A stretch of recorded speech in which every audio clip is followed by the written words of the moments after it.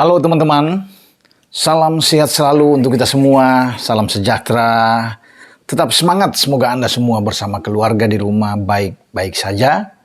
Dengan saya Bung Ropan dan saya akan mereview hasil pertandingan yang berlangsung di putaran ketiga Carabao Cup atau Piala Liga Inggris yang dimainkan dini hari, jadi Kamis dini hari waktu Indonesia bagian Barat, dan banyak kejutan terjadi, terutama 5 klub London yang bertarung ya pada dini hari tadi out, mengucapkan selamat tinggal, bye.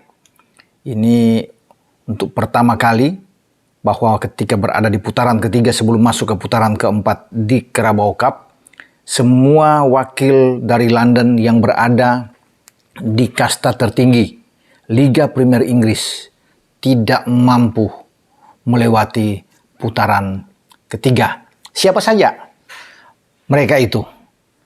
Kemarin kita sudah tahu bahwa Brentford tumbang dengan 5-6 di Stadion Community markas mereka dari tim yang ada di League 2 atau kasta keempat di Inggris, Gillingham. Nah, dalam video saya sudah mengatakan bahwa di sini ada salah satu pemain asal Indonesia yang bermain di tim nasional senior kita, Elgan Bagot, dan dia memperkuat Gillingham di sektor belakang, ya, back tengah, dan tampil full. Elgan Bagot ini membuat sejarah sebagai pemain Indonesia pertama yang tampil di Piala Liga, ya, di Piala Liga, dan juga sebelumnya dia tampil di Piala FA pada akhir pekan yang lalu. Dan Elkan tampil luar biasa, membawa Gillingham itu lolos ke babak atau ke putaran keempat. Nah, kemudian setelah Brentford out, diikuti oleh Chelsea. Chelsea kalah di Etihad melawan Manchester City dengan 2-0. Habis sudah harapan bagi tim asuhan Graham Potter ini, karena pada musim yang lalu ya, Chelsea ini sempat lolos ke final, namun kalah adu penalti melawan The Reds Liverpool di Wembley. Namun sekarang mereka harus menerima nasib ketika terdepak ya di putaran ketika 2 gol dari Manchester City itu diciptakan di babak kedua oleh Julian Alvarez ya di gol keduanya, tapi sebelumnya ada Riyad Mahrez. Nah, selisih gol ini hanya terpaut 5 menit setelah Mahrez bisa membuat gol pertama dan Julian Alvarez menutup ya di menit ke-58 dan Mahrez di menit 53. Banyak penyelamatan gemilang juga dilakukan oleh Edouard Mendy, penjaga gawang Chelsea di sini. Di antaranya ada 2 atau 3 kesempatan emas yang dilepaskan oleh Jack Grealish, namun semua bisa dimentahkan ya oleh Mendy. Juga penampilan kiper nomor 2 dari City yang ditampilkan oleh Pep Guardiola, Stefan Ortega juga oke. Ya, banyak juga peluang-peluang dari Chelsea yang berhasil digagalkan oleh Ortega. Nah, dalam pertandingan ini ada beberapa pemain inti yang dilepaskan oleh Pep memang, terutama di belakang. Ada Ruben Dias yang tampil, ada Aymeric Laporte juga ikut dimainkan. Di sana ada Rodri, bahkan Ilkay Gundogan tampil lebih awal. Selain ada Grealish dan Mahrez di depan dan ada Julian Alvarez ya. Dan memang kita tidak melihat Cancelo di sana, kita tidak juga melihat Ederson Moraes yang ada di bangku cadangan, juga ada Erling Haaland di bangku cadangan, ada Kevin De Bruyne, Phil Foden juga duduk di bangku cadangan. Nah, di babak kedua baru dimasukkan Bernardo Silva main di sana dan kembalinya Calvin Phillips, gelandang yang banyak bermasalah dengan cederanya, dan kali ini Calvin Phillips ikut dimainkan bersama dengan Nathan Ake di sana. Tapi sebagian besar pemain-pemain utama itu diistirahatkan oleh Pep, tapi masih menang dengan 2 gol. Nah, bagi Potter juga dia memainkan ada Kukurea ya, selain Mendy ada Pulisic di depan, tidak memainkan memang Auba ya, kita lihat di sana. Tapi di babak kedua banyak pertukaran-pertukaran yang dimainkan juga oleh Graham Potter.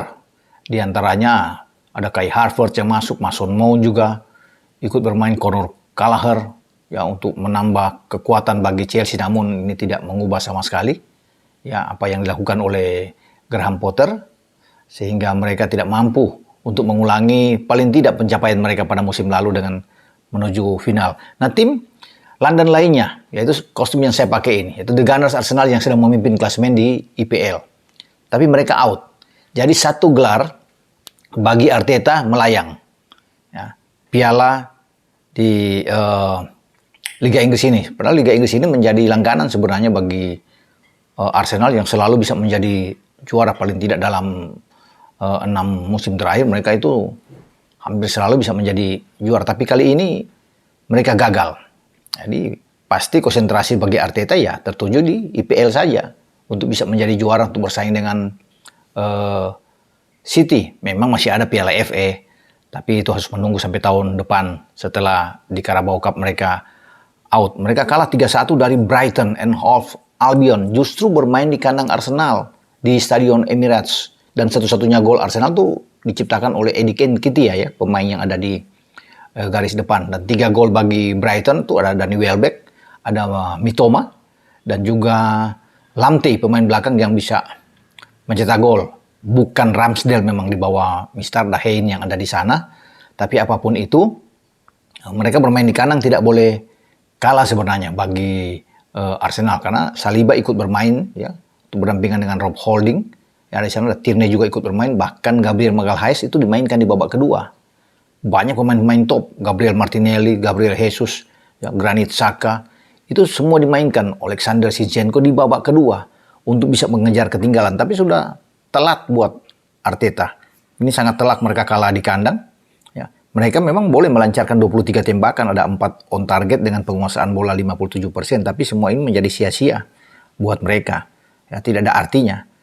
Dan tim tamu Brighton hanya bisa melepaskan 13 tembakan, ada 4 on target di sana, tapi mereka bisa memaksimalkan dengan 3 gol ya ke gawang Arsenal dengan hanya 43% penguasaan bola mereka. Dan ini menjadi kekalahan yang menyakitkan tentunya bagi Arteta di depan publik sendiri.